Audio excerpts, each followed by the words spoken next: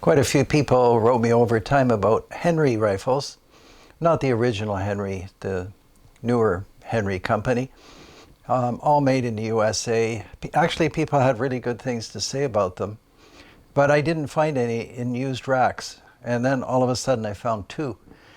One is a 30-30 and one is a 243. So the main one that people seemed interested in is the 30-30, the lever action or lever action. And what can I say? It's a very well-made firearm. I feel a little bit like I'm reviewing a movie that's been reviewed before many times.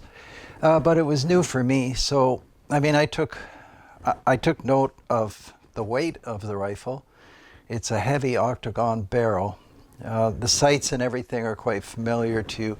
The action is slick, and as you'll see in a minute, because I have a Marlin on the table as well, it reminded me right away of a Marlin. It's got this color case hardened action, which is sharp looking, and you can see it's actually quite a remarkably uniform pattern. And we're going to look at something in a minute, just because I have other guns that are color case hardened, and it's always been interesting to me to see the differences in color case hardening. Anyhow, so I took this to the range.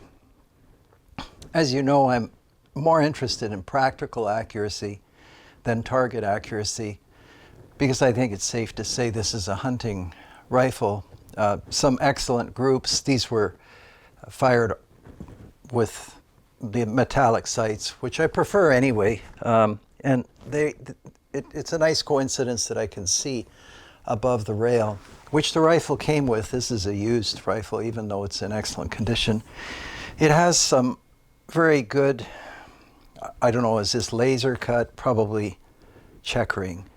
And everything's fitted and finished. I mean, some people talk about the absence of hand fitting on the comb nose, but the Marlin isn't really much better. You have to move to a different level of firearm to get more hand finishing.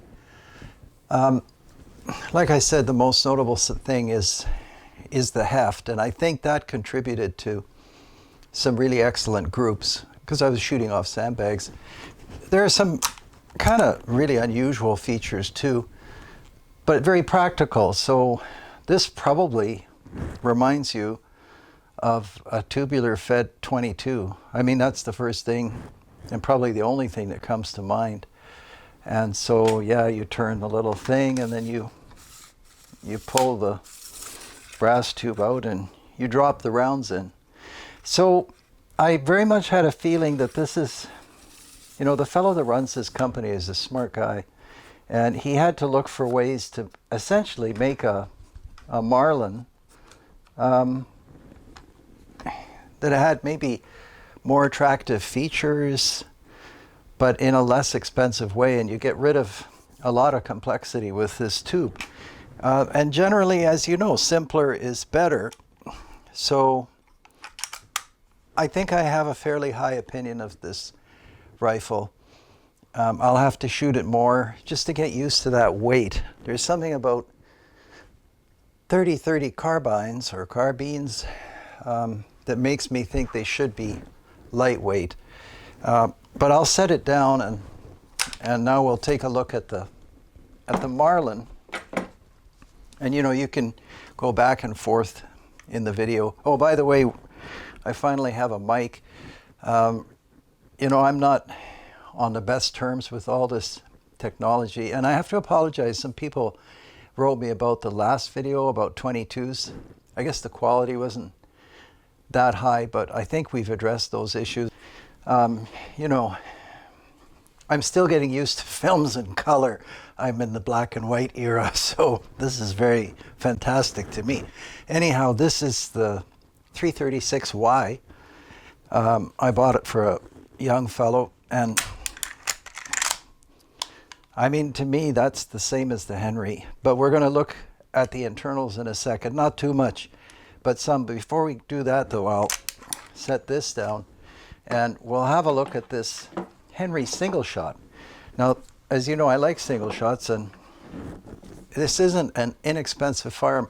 This actually balances beautifully, like a lot better than either of the lever actions, and it's got I think they got everything right on this, and no sooner had I purchased it than I was told not to shoot it because there's some kind of recall. Something in the transfer bar system isn't the way it should be, so I'll have to send it somewhere for repair. But that aside, I think this is a very attractive. It's got the same kind of laser engraving. The model number, had to look all over the place for it. Modern engraving is pretty shallow, and it's HO15. That's what this is called. Just a lovely little rifle, and yeah, so we'll get that to the range after the recall. And like I said, it's got the proper, instinctive shooting of a hunting rifle that's well made. Again, no hand fitting. You can see this is turned and then machine sanded. Nobody's made any effort on the comb, but that's mass production. So here comes maybe the interesting part. I guess what we should do is, I don't know how we're going to film this, is these lever actions come apart. All you have to do, I don't know if you can film this, is pull out this screw, just like that. I'll do the other one. And then you can take the lever out on both of them. And I did that just to show you how similar these actions are. Now, it's true, there are some dimensional differences that I did not measure with a micrometer or a caliper. And the actions themselves, I'll put them side by side, you'll see they're dimensionally slightly different. But I showed this to a couple of people here in the studio, and I mean, these features, of course, here's the loading gate on the Marlin, so that's gone on the Henry. People are going to ask, what model is this? Well, I looked everywhere on the rifle, and I think it's called a Big Boy, but I could be wrong. It says 30-30 and then where it's made and so forth. But yeah, a little bit longer action, and if you study them closely, you see more and more differences. But altogether, I'm pretty sure, and if you look at the way the bolt is made and the lockout, this is for locking. It's essentially, I was going to say a better Marlin, but maybe some people would object to that. I know a lot of people don't like this crossbolt safety in the Marlin. I think they're both fine rifles, and this color case hardening is quite attractive. Now, maybe everybody just stay put, and I'll move this color case hardening, because here's something interesting. So this is Harrington or Richardson, and you can have a look. Now, as you know, people like color case hardening now because it looks so good, or it can look good. But it originally actually was for hardening the surface of the steel while leaving the internal steel malleable, giving the action flexibility and hardness in the right places. So this looks quite different, but kind of related. And then here's Doug Turnbull. Like you'll wonder about this. Here's Doug Turnbull color case hardening, and he uses a different process, but you can see in some ways it's the same, and yet it's not. Of course, those of you who know a lot about this probably will talk about the shape of the action and the type of the steel. And now I'll move the Hagen away. That was Doug Turnbull. And then this is yet another type. These are both Hagen mini actions. And I mean, you can see how striking those colors are. And on this particular rifle, you'll see how different this side is from this side. It's almost like studying opals or different gems, this color case hardening. And then I happened to mention this to another collector, and he said, get some Italian rifles in.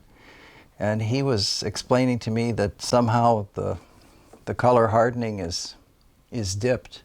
Anyway, that's it's a big sidetrack, but it's something that you kind of notice as a collector, and I think I'll do the same for you with the other one. Just hang on.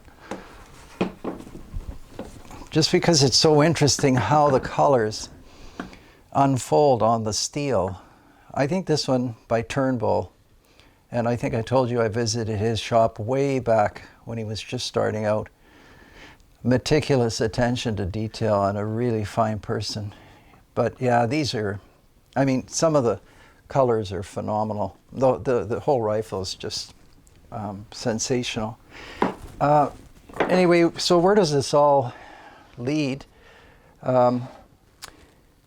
I guess I'd have to say the Henry is probably a very well-made Marlin with some unique features, and I believe that they're transitioning to even different features, and they just have a more Western look to them, although they have practical features like the recoil pad.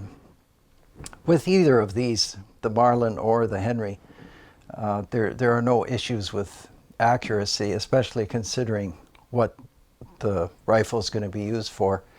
So there's our coverage of the Henry. I think I'll take this one back to the range, and then you can just see me working with the rifle. But it's easy to handle, and actually a tubular magazine may look a little bit, let's say, primitive, but it's very practical and it works, and it removes a lot of complexity from the action, or some complexity anyway. And it's definitely easier to feed than pushing the cartridges into the loading gate that we're all used to. They tend to push back and you get cut sometimes, so things go wrong. Anyway, I hope that tells you a little bit more about the Henry. I don't have the details on what's available right now. Some of you write me. Again, on a different subject, all the young fellows that are sending me your projects, keep going. That's fantastic. Some of the things you're up to, you're way ahead of where I was at your ages. Just so many smart young people out there with all kinds of knowledge, I guess, from the web, which is a good thing, maybe this channel a little bit. I think we'll end it there for now, and please send me your comments and questions. And as you know, we've got Patreon up and running, and I think we have Discord going, and we'll be doing some, I think it's called live streaming. Can you imagine me and live streaming? We'll have to make it in black and white. Anyway, hopefully that'll all work out, and we've got some really smart technical people, so it should. That's about it. Stay healthy, take care, and we'll see you on the next video.